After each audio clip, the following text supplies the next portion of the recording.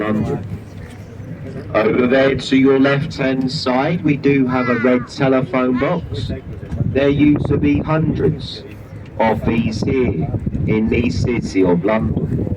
Only one remains though, soon to be converted into a two-bedroom apartment complex with riverside views. Ahead of you to your right, we have the red brick building. Look at the roof of this building. See that tower? Look very carefully at the windows. You'll see three letters. OXO. It spells the word OXO. I'm sure a lot of you know who OXO are. If you don't, they're a company that make gravy stock cubes. And this was once their headquarters, built in 1932. And back then, it was the second tallest building in London. Look around you at London's skyline. Something has clearly changed in the last few years.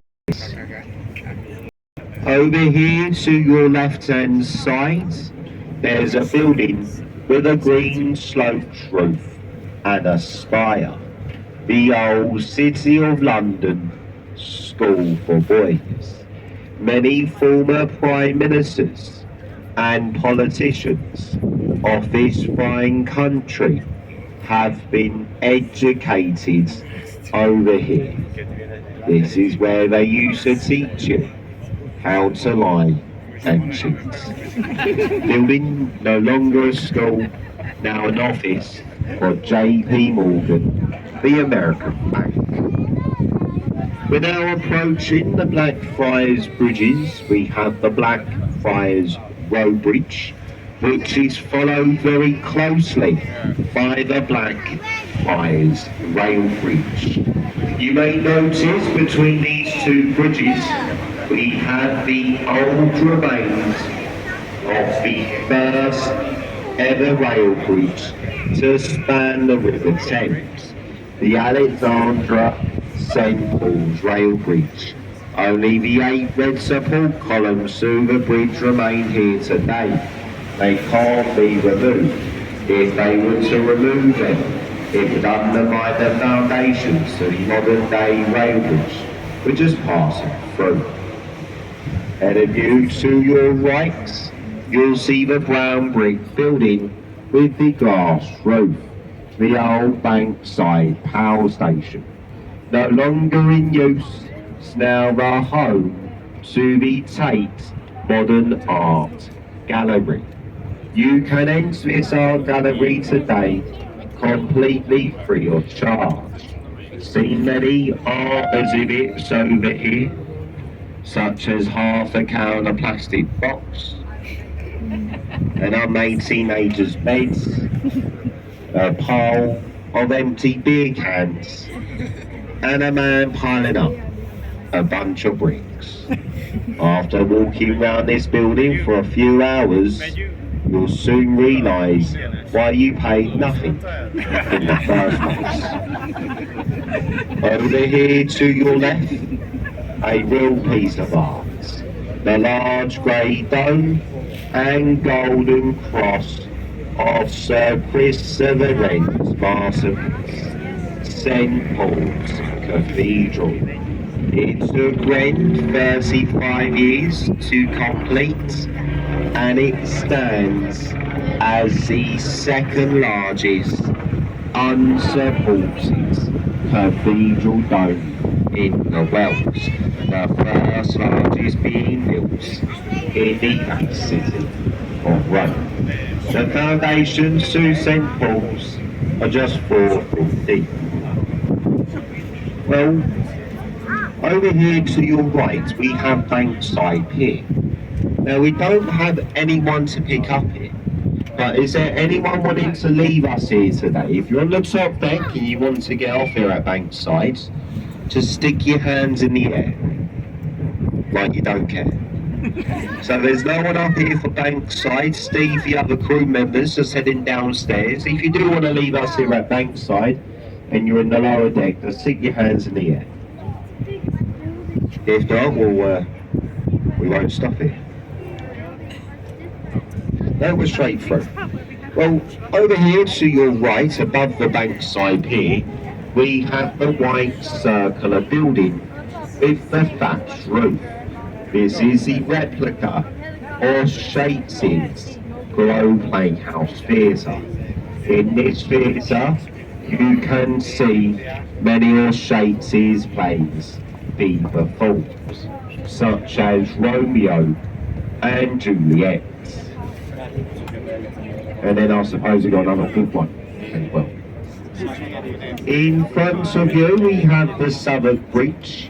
Look above the bridge to your right, dominating London's skyline, you'll see the tall glass building. This is the Shard of Glass. At 1,016 feet tall, it's currently the tallest building in West England. Comprises of many things: offices, apartments, hotels, restaurants. There's even a swimming pool here in the Shard, and at the very top of the building there's a viewing platform where you can pay up to £40 to look outside a window. So we're just passing through the Southern Bridge. Through the bridge, ahead of you to your right, in the corner, you'll see a building with red window frames.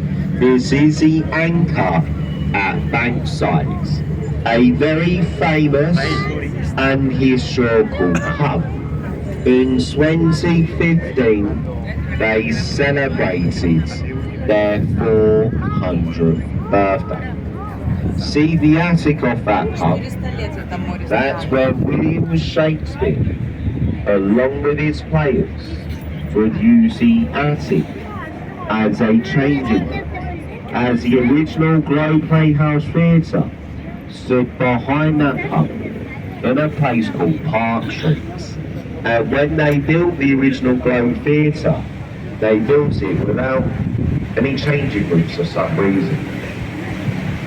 So this is the Cannon Street rail bridge, the last rail bridge we'll be passing through today.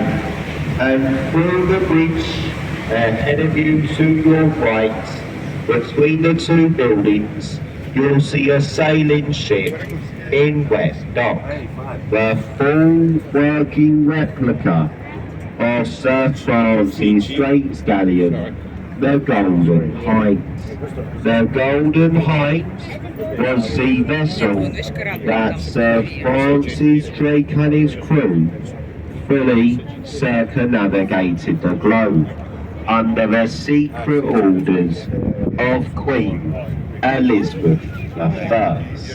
This replica ship has actually gone round the globe twice, following the route of Sir Francis Drake. Keep your attention over here to your right, between the two buildings, behind the tree, you'll see a lovely view of the Southern Cathedral. Been a place of worship here since the 12th century, and this is where John Harvard was baptised. John Harvard was a son of a local tradesman.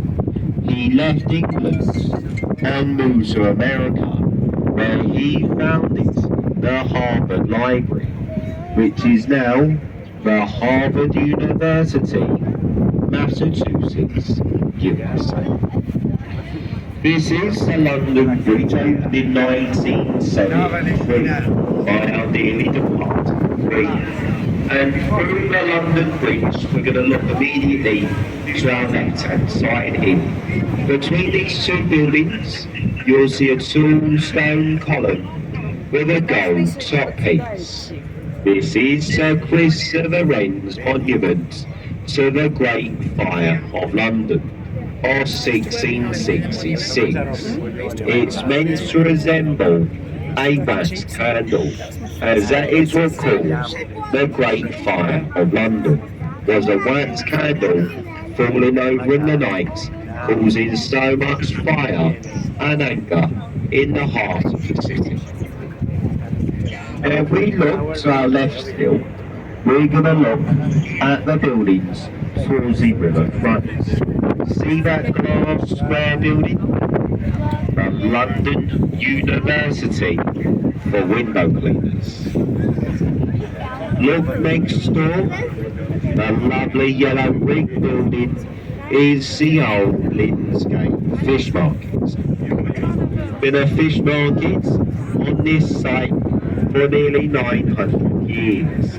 Before the tradition was sadly broken, they had to move to larger premises in the Docklands area. The building behind the trees there is Walter Guard's house. This is our customs house. This is where they train the lovely smiling people who rip your bags apart when you get to the airport. Now, as you can see, we have London's very own warship here, the HMS Belfast. Code name C-34.